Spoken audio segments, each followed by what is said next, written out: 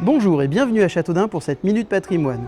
Bientôt, c'est la fête médiévale, les Médiévales dunoises, la grande fête annuelle qui a lieu tous les ans gratuitement à Châteaudun au début du mois de juillet. Et à cette occasion, nous allons vous faire découvrir le centre historique et notamment la partie médiévale de la ville. Alors nous sommes ici rue Saint-Lubin, et bien figurez-vous que c'est l'ancienne grande rue de la ville de Châteaudun. C'était le grand axe est-ouest qui traversait la ville. On peut encore voir un vestige ici de façade médiévale. Et il faut savoir que Châteaudun, par le passé, était une ville importante. C'était une ville de 5 à 6 000 habitants. C'était la moitié de la population de Chartres. Alors nous sommes ici au niveau de la porte d'Abat, l'ancienne porte ouest de la ville, qui était une porte fortifiée, dont les fortifications ont été renforcées d'ailleurs au XVe siècle, suite à la guerre de 100 ans.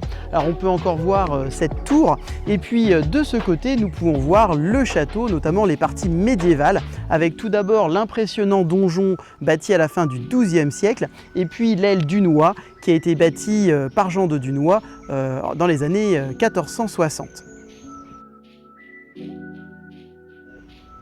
Alors nous sommes ici devant l'église de la Madeleine, l'ancienne abbatiale, une église qui a été construite au milieu du XIIe siècle et qui depuis sa construction est la plus grande église de Châteaudun. Alors par le passé, il y avait une très forte implantation religieuse à Châteaudun. Il y avait 7 à 8 paroisses au Moyen-Âge et quasiment une vingtaine d'églises et de chapelles. Et ici, nous sommes dans la plus grande église, je le disais, du comté de Dunois. On a une église qui fait encore 55 mètres de long sur 35 de large, mais cette église était encore plus grande à l'origine, puisqu'il y a eu des effondrements malheureusement. C'est vraiment une église très imposante.